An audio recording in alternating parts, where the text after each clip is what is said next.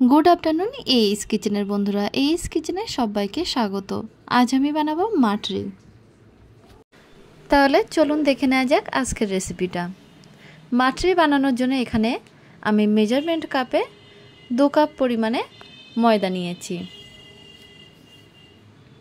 और मयदार मध्य दिए दिচ্ছি बड़ 2 चामच बेसन और दिए दिচ্ছি छोटो चामचेर हाफ चामच गोलमरिचेर पाउडार, हाफ चामच बीट लवण और दिए देव हाफ चामचेर एकटू बेशी आजवाइन और एदिके बेश किछुटा मेथी अर्थात 1 चामच मतो कस्तूरी मेथी निये हाथे एरकम भावे क्राश करे निচ্ছি जाते करे फ्लेवरटा भालो बार हय।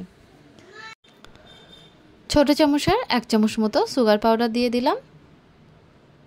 अल्प एकटू दिए देव बेकिंग सोडा, हाफ चामच मतो दिए दिচ্ছি काश्मीरी लंकार पाउडार और 1 चिमटी हिंग दिए देव।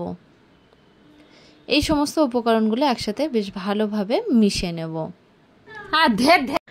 এখন ময়ান দেওয়ার জন্য দিয়ে দিচ্ছি বড় 3 চামচ ঘি আর ঘিটা অবশ্যই একটু মেল্ট করে দিতে হবে।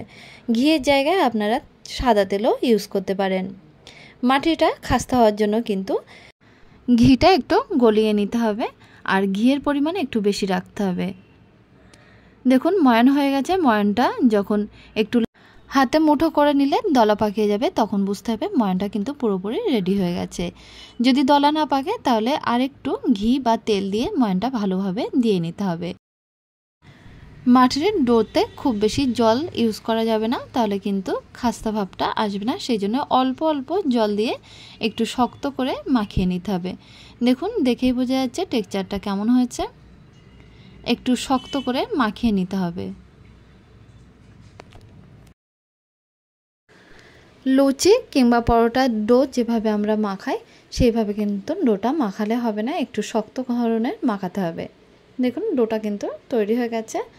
এখন এটা 10 থেকে 15 মিনিট রেস্টে রেখে দেব সেট হওয়ার জন্য। 15 মিনিট হয়ে গেছে, ডোটা একেবারেই সেট হয়ে গেছে। এবার এই ডোটা থেকে 2 থেকে 3টে লেচি কেটে নেব। তারপরে একটা বেলনার সাহায্যে এরকমভাবে রুটি বেলার মতো করে বেলে নেব। একটু মোটা করে বেলতে হবে, খুব বেশি পাতলা করা যাবে না। এখন একটা কাঁটা চামচ দিয়ে কিন্তু এরকম ভাবে ছিদ্র করে নেব। ছিদ্র করা হয়ে গেছে। তারপরে একটা কাটারের সাহায্যে যে সাইজের আপনারা করতে চান সেই রকম সাইজের অর্থাৎ এরকম একটু মাঝারি সাইজের কিন্তু মাটরিগুলো কেটে নিতে হবে। মাটরিগুলো কাটা হয়ে গেছে।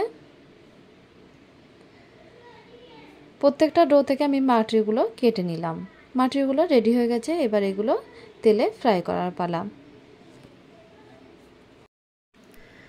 মাটরি ফ্রাই করার সময় তেলটা খুব বেশি হিট করা যাবে না, অর্থাৎ লো টু মিডিয়াম ফ্লেমে তেলটা হিট করে নিতে হবে।